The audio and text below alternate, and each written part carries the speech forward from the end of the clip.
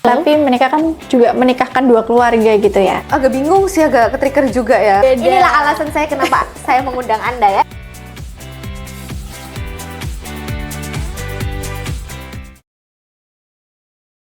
Halo Sobat Berita Jatim, salam sehat dan sukses untuk kita semua. Dengan saya Resta Ayu akan menemani Anda dalam beberapa menit ke depan dalam podcast spesial Muda Berbicara.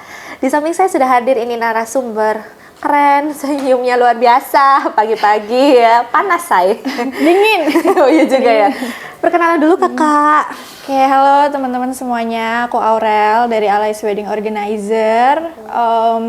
Ya sebenarnya salah satu ownernya gitu ya dari Allies Wedding. Tapi di sini aku ada partner juga, salah satu partnerku. Jadi kita memang berdua, namanya Kak Rosa. Kak Rosa berhalangan hadir. Betul. Jadi hari ini diwakilkan sama aku aja. Oh, diwakilkan. Sudah ada persetujuan ya kakak? Sudah Takutnya tertulis kak. ada apa-apa. Gak pakai surat kuasa tapi ini di sini ya. Aman. Oke. Kesibukannya apa nih Kak Aurel? Untuk saat ini kesibukannya di ngurusin WO aja sih, memang full ngurus wedding organizer aja, sama kebetulan aku lagi ada lanjut kuliah S2. S2. Gitu. Keren ya, kerja sambil kuliah, nggak pusing kah? Pusing. Pusing baginya kayak mana? Pusing bagi waktu, terus pusing. Kayak tugas-tugasnya tuh sering ke switch gitu loh. Jadi kayak dari sisi waktu aja sih yang agak sulit memang untuk menyesuaikannya, karena kayak dua kegiatan yang sama-sama penting harus berjalan bersamaan gitu. Weddingnya lagi rame, alhamdulillah lumayan. Alhamdulillah. Tapi kalau Allies ini khususannya di bagian apa? Event planner atau wedding plannernya? Kita itu ya jadi Allies mungkin ini juga ya yang bikin beda mungkin dari wedding organizer lainnya. Jadi kita itu adalah wedding organizer, wedding planner dan juga wedding stylish. Wedding stylist. Betul. Ini yang bikin berbeda ya. Berbeda. Inilah alasan saya kenapa saya mengundang Anda ya di sini. Iya, ya. betul. Bisa dijelaskan mungkin kayak mana? Nah, jadi kan kalau biasanya mungkin yang teman-teman familiar itu kan wedding organizer gitu ya, atau wedding planner. Apa wedding planner, apa wedding organizer. Nah, sebenarnya tiga hal ini tuh ada konsep yang berbeda gitu. Kalau wedding planner itu kita ngurus hari sebelumnya. Jadi sebelum acara itu ngeplan, mempersiapkan apapun kebutuhannya, pilih vendor dan lain sebagainya. Itu wedding planner. Termasuk menyesuaikan budget. Budget klien. Nah, kalau wedding organizer sebenarnya itu yang bertugas di hari H aja. Jadi yang wedding planner itu bertugas di wedding planner sebelum hari H.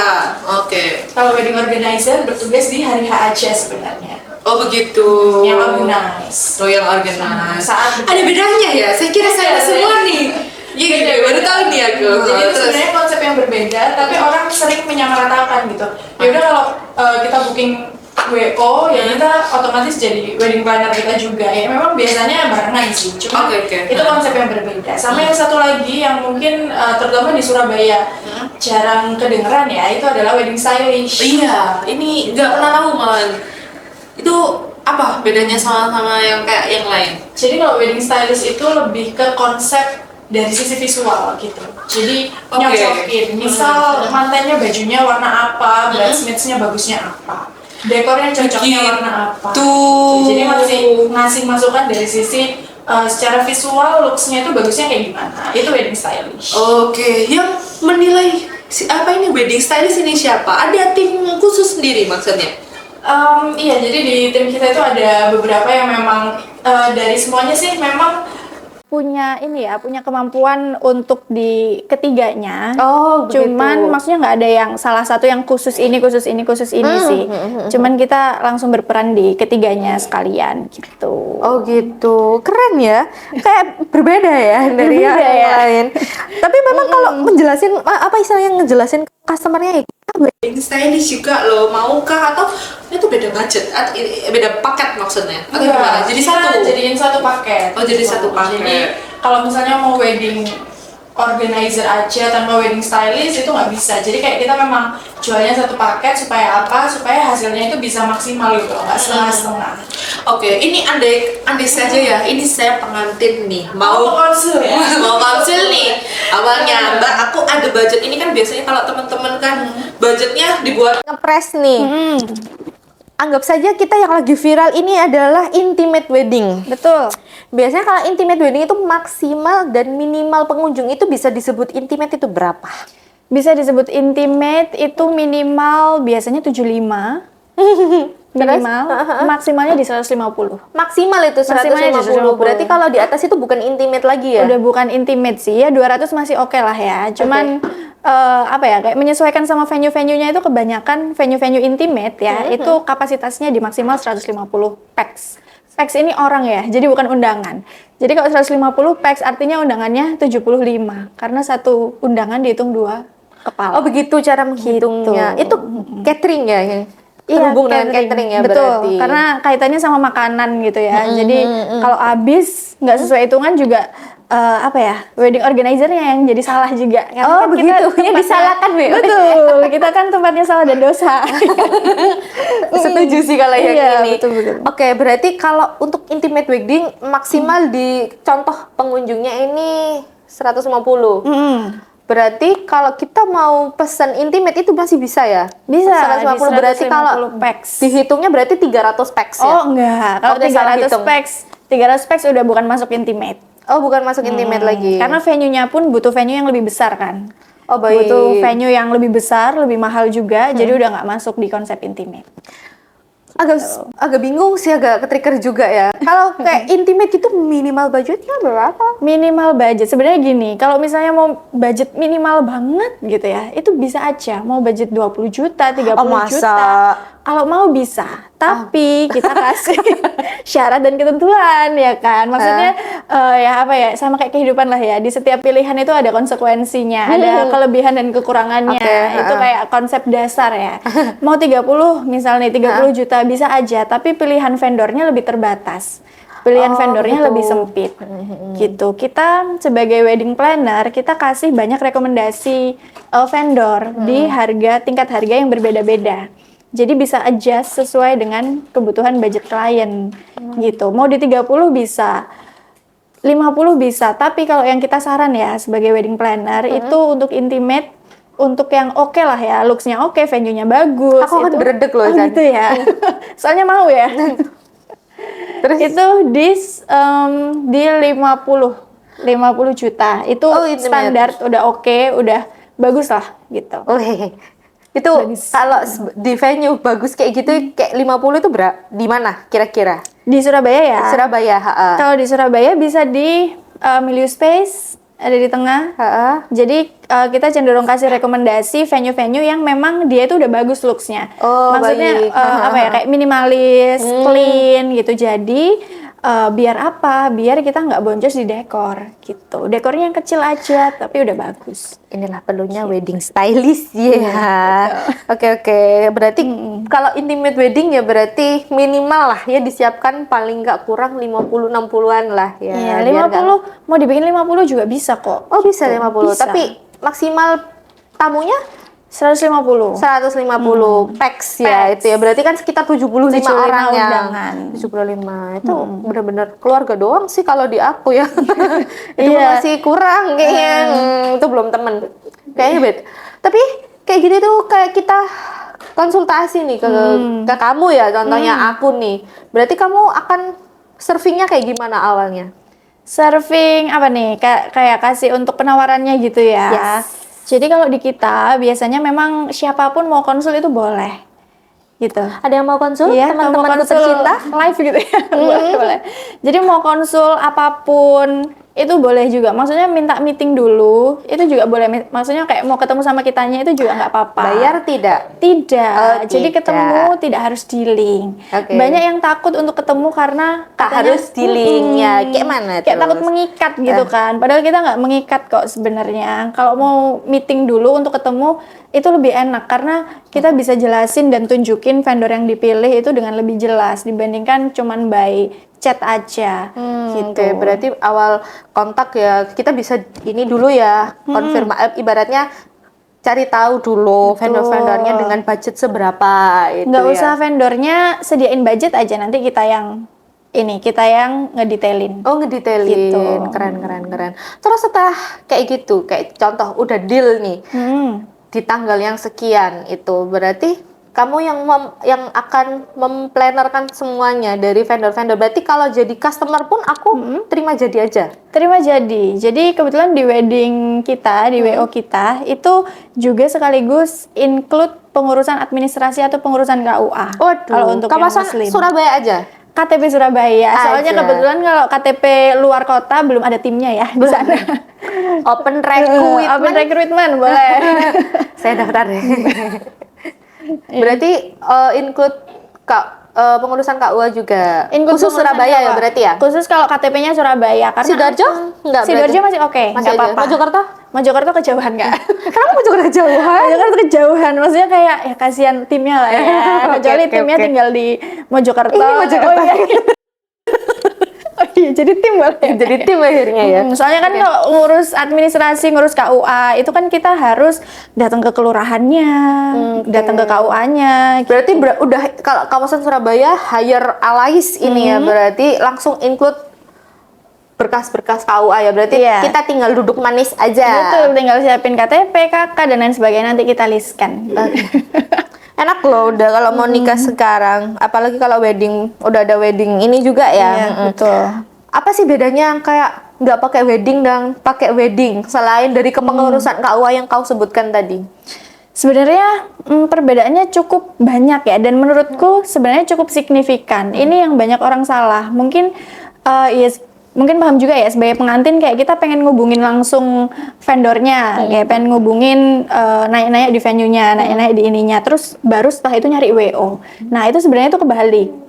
Oh. Jadi yang benar adalah cari WO-nya dulu, baru konsultasi sama kita tunjukin vendornya ini, tinggal dipilih. Gitu. Kenapa? Karena kan kita yang udah lebih sering bekerja sama vendor-vendor ya. Jadi kita tahu kekurangan kelebihannya gitu.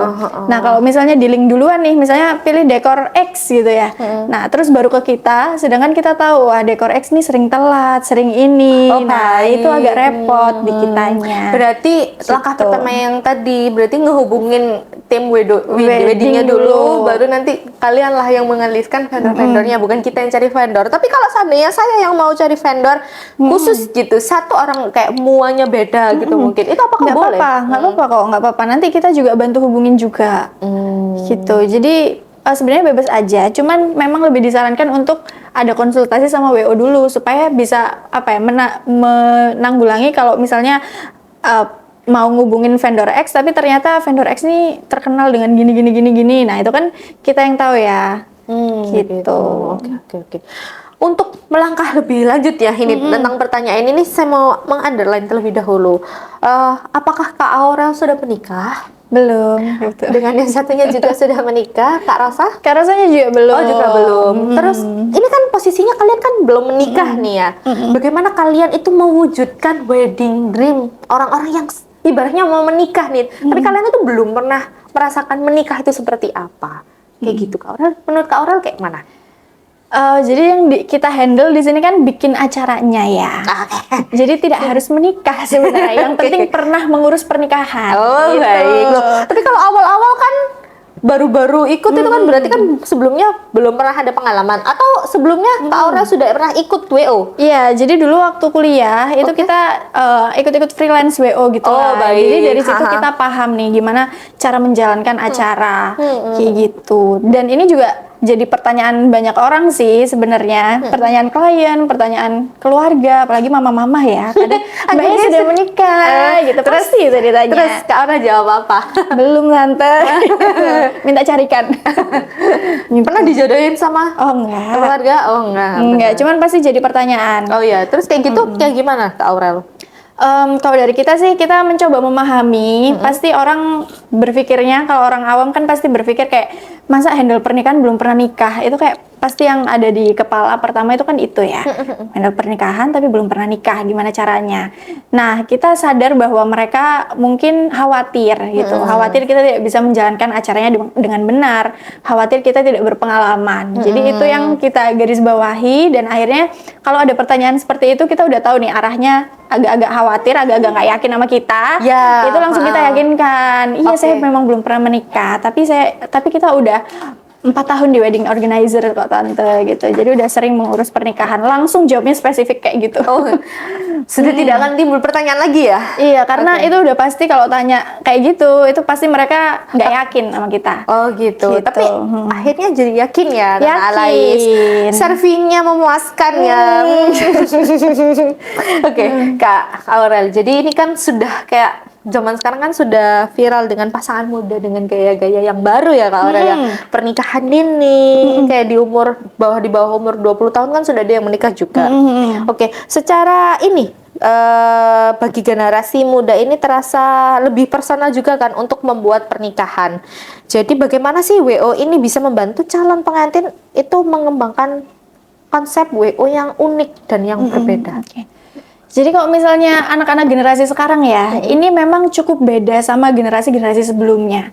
Karena apa? Generasi sekarang cenderung nggak mau ribet. Oke. Maunya yang intimate aja, temen-temennya. Iya, Nah, temen-temen. sedangkan, dan ini jadi perdebatan juga di dalam keluarga. Oke. Karena yang banyak itu adalah undangan mamahnya. Oke, yang menikah Betul. yang mana gitu kan jadi pertanyaan ya. Betul. Oke, oke. Sedangkan yang menikah sendiri sebenarnya nggak pengen rame-rame gitu. Nah, kalau saran dari kita sebenarnya yang pertama itu memang perlu didiskusikan dulu nih, apakah memang mau mengikuti kemauan orang tua yang undangannya banyak atau pakai intimate aja yang cuman temen-temennya.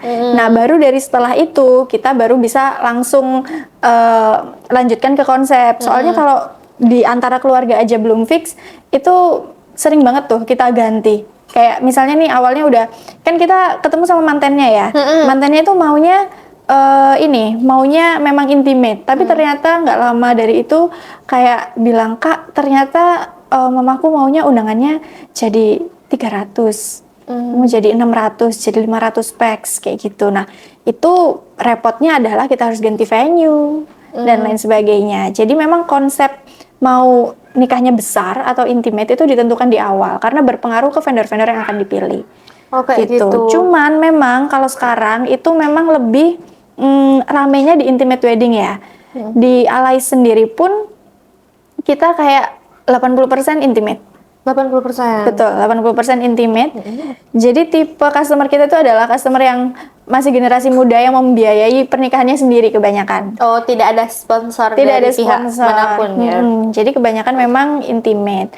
Intimate itu lebih simple sih sebenarnya dan lebih casual ya jatuhnya, karena pengantinnya bisa jalan kemana-mana, bisa mingle lah istilahnya sama tamu-tamu undangan. Jadi nggak yang kayak kalau misalnya wedding besar di gedung itu kan pengantin hanya diem di depan ya. Kayak jadi pajangan gitu.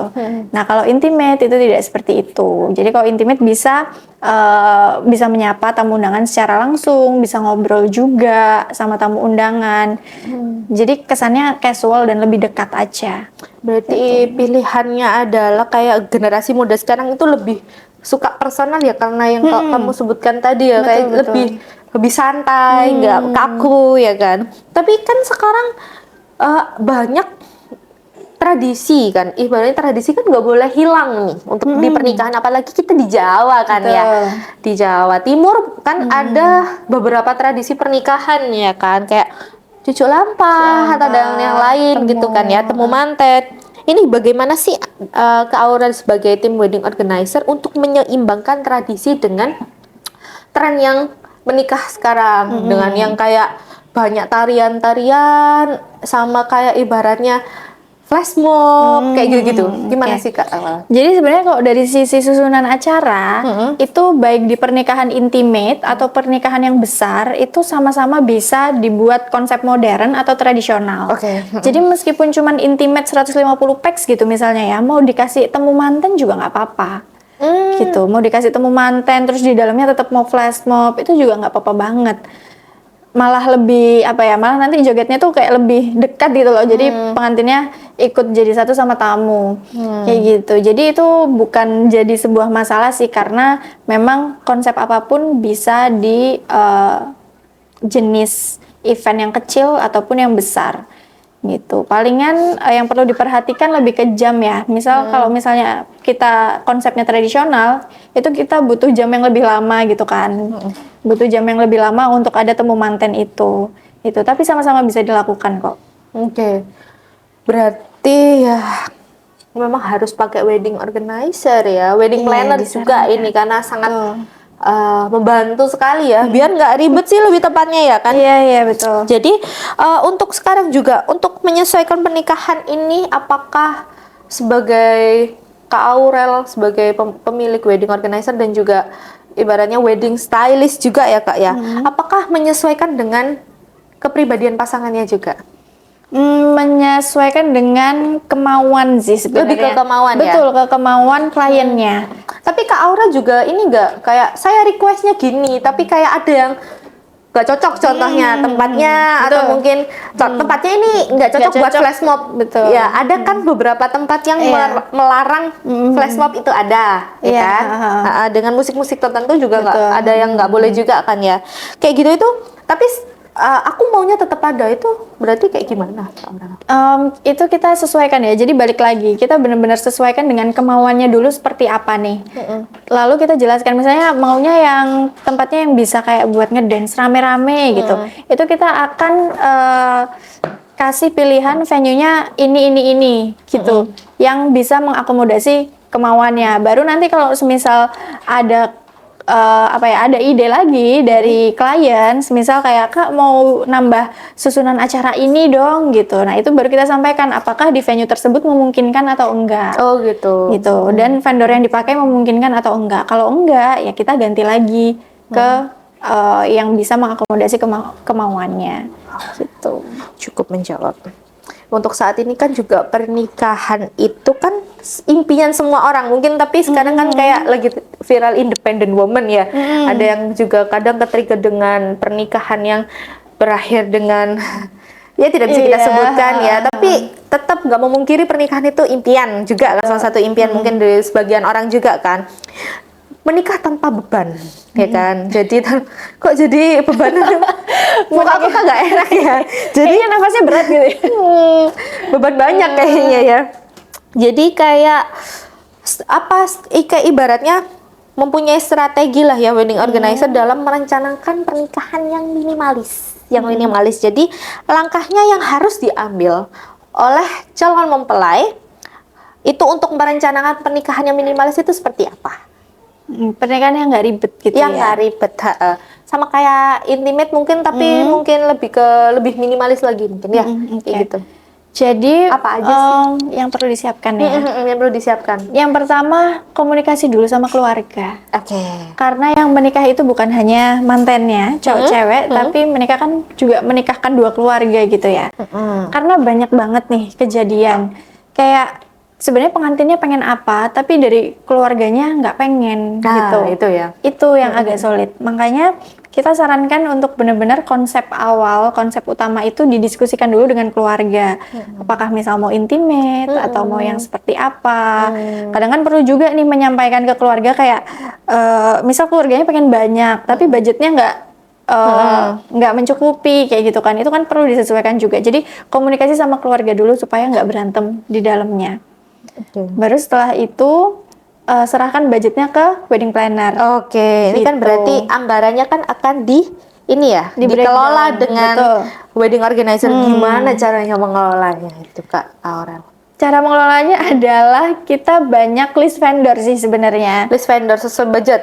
Betul. Oke. Jadi kayak vendor-vendor itu kan budgetnya bervariasi ya. Ada yang misalnya entah itu dekorasi, catering, musik, itu budgetnya ada yang menengah, ada yang tinggi, ada yang di bawah rata-rata gitulah ya istilahnya.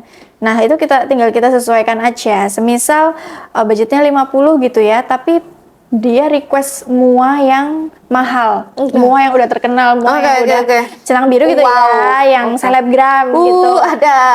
Itu kan pasti mahal ya muanya. Bisa nggak? Bisa aja sebenarnya dengan budget 50-an ya. Tetap bisa. Caranya adalah ya budget gedenya kita masukkan di mua, tapi yang lainnya kita Gerus. gitu. Agak menakutkan ya. Tapi Jadi dengan dengan catatan kita ganti ke vendor yang ya lebih harganya di bawahnya untuk ganti budgetnya semua yang mahal ini. Tapi kita bisa jamin kayak aman gitu, bukan yang kayak vendornya jelek gitu, enggak. Gitu. Kita kan udah filter juga. Oh, nice. Oke. Tapi untuk menghemat biaya ini juga ada gak sih kayak menghemat biaya pada area yang tidak terlalu esensial. Menghemat, iya betul. Itu sih yang dilakukan untuk menghemat budget sebenarnya. Yang biasanya sering dikurangi lah, itu apa sih? Musik. Musik. Karena musik bisa pakai playlist. Oh, oke, baiklah. Tapi akan terasa sangat sepi ya?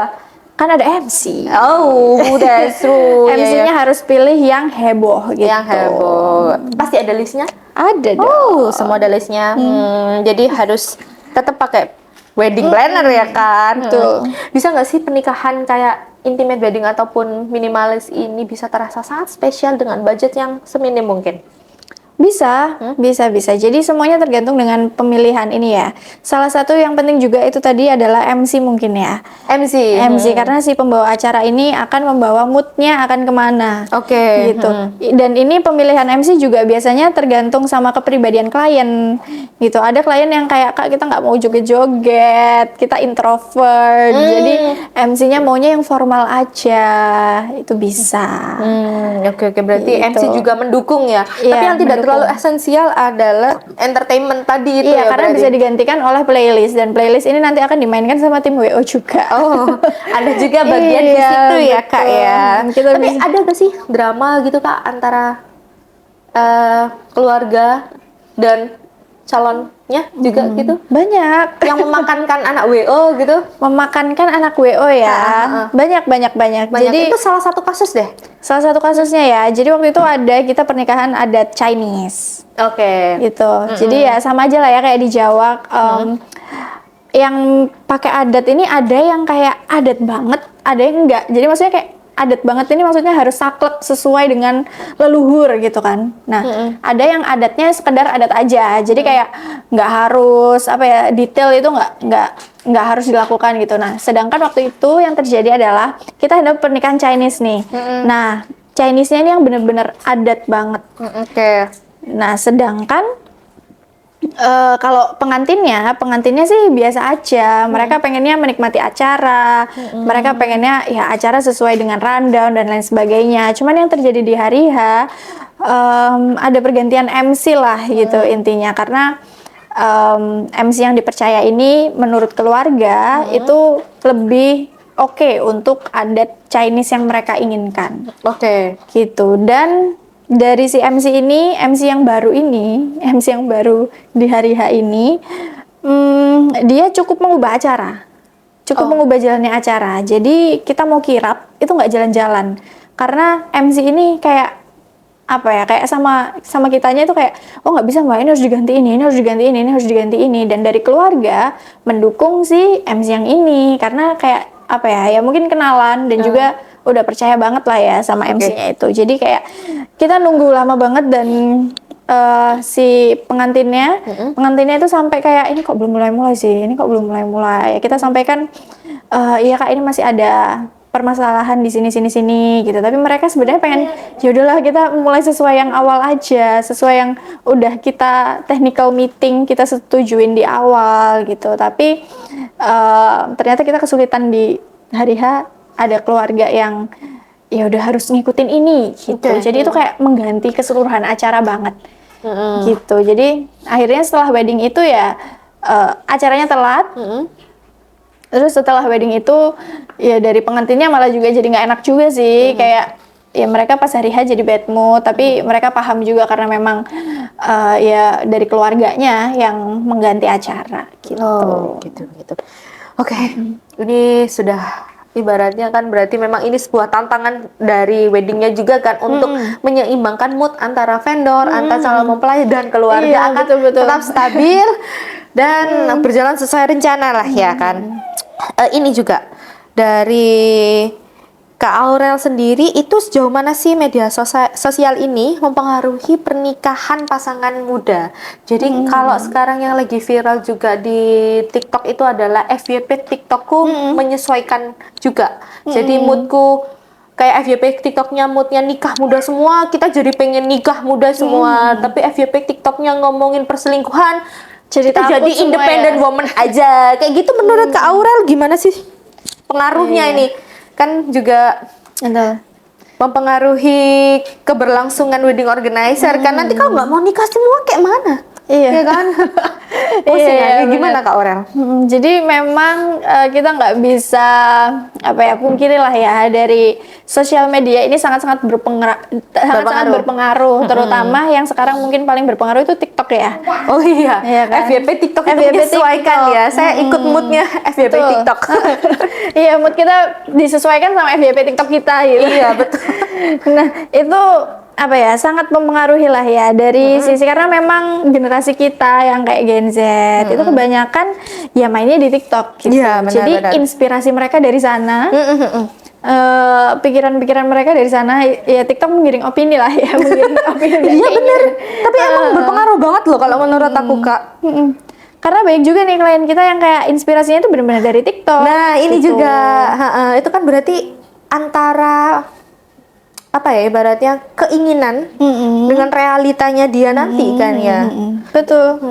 Karena kadang inspirasi yang di TikTok tuh kayak bagus banget gitu kan, bagus banget. Ini bisa nggak kayak gini? Bisa aja, tapi budgetnya gitu loh. Dan tetap di situ ya kan. Tetap mainnya di area situ aja karena inspirasi kalian juga semuanya dari TikTok dan mereka tahu kita pun juga kebanyakan dari sosial media TikTok atau Instagram Oke. gitu. Oke, untuk pertanyaan terakhir ya Kak Aurel ya nanti karena udah di tanda tanya kayak harus sudah selesai ini ya. Apa ini caranya Kak Aurel untuk memanfaatkan media sosial apa ya agar wedding plannernya Kak Aurel ini terlihat berbeda dengan yang lain. Terus gimana sih caranya kita sebagai customer ini, oh aku mau milih Kak Aurel gitu. Oke. Menurutku yang paling penting itu adalah jadi membangun branding brand itu sekarang paling utama mungkin lewat sosial media ya. Karena orang akan melihatnya dari sosmednya dulu. Misal kalau sosmednya Instagram, feeds-nya bagus nggak, ada isinya nggak, teratur nggak, estetik nggak gitu ya kan.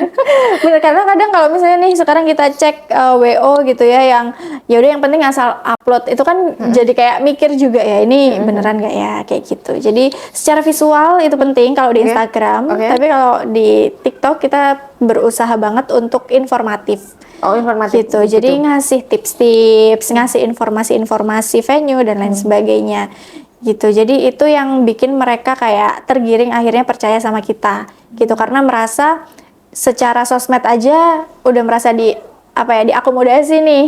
Aku pengen cari tahu tentang venue, pengen cari tahu tentang tips apa itu ngerasa dikasih tahu dan ada informasinya gitu di sosmed kita. Jadi itu yang awalnya menggiring mereka percaya ke Alais Wedding Organizer gitu.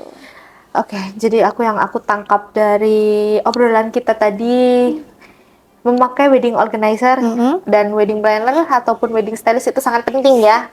Kalau nggak mau ribet, tapi kalau mau ngurus sendiri opo-opo kabeh dhewe wani ya nggak apa-apa gitu ya kan ya. Gas. Ya gas. Terus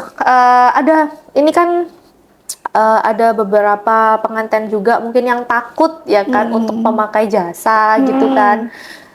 Tidak perlu takut bahwa tidak langsung deal juga tidak apa-apa ya Kak Aurel ya. Mungkin ada pesan-kesan dari Kak Aurel nih untuk teman-teman yang mungkin bingung mau pakai wedding atau enggak kayak gitu. Terus kalau mau menghubungin Kak Aurel itu gimana caranya gitu kan, mau konsultasi dengan budget yang sekian mungkin di bawah 50 juta bisa nggak nikah gitu. Gimana Kak Aurel? Silakan. Oke, jadi kalau misalnya ada teman-teman yang udah mau merencanakan pernikahan, itu nggak apa-apa dikonsultasikan dulu aja. Memang kita juga harus penting ya, kayak lihat vendornya ini beneran atau enggak, terutama WO-nya, karena banyak juga terjadi WO-nya bohong gitu kan. Itu di TikTok juga lumayan banyak tuh. Ada yang viral beberapa viral tahun beritanya. ini ya. Jadi dicoba hubungin dulu aja. Kalau dirasa memang cocok bisa dilanjutkan, terutama untuk konsultasinya ya gitu. Dan kalau di Alais Wedding Organizer sendiri kita memfasilitasi konsultasi itu free. Jadi nggak harus ya kan. nggak harus dealing dulu, benar-benar free. Jadi kontak aja WA kita, bisa lewat Instagram atau TikTok di alais.wedding gitu. Itu nanti personalize budgetingnya itu bisa didapatkan juga tanpa harus dealing. Oh tuh, keren. Ada Jadi lagi? Ya itu aja sih. Jadi kalau misalnya udah ngechat kita nih, konsul menyampaikan budgetnya ada berapa, kita biasanya buatkan opsi penawaran gitu. Jadi kita kirimkan by PDF detailnya dengan budget sekian, dapatnya apa aja. Gitu. 50 juta dapat? Dapat 40 juta dapat? bisa. 30 dapat? Bisa tapi tidak menyarankan ya. Oke, berarti masih di atas 30 lah ya. Oke. Terima kasih Kak Aurel sudah Ya, datang. terima kasih juga. Di podcast nanti kita akan obrolkan beberapa hal mungkin di podcast selanjutnya ya. Boleh, boleh. Oke, gitu ya. Oke, saya Resta dan Kak Aurel. pamit undur diri. Terima kasih dan sampai jumpa.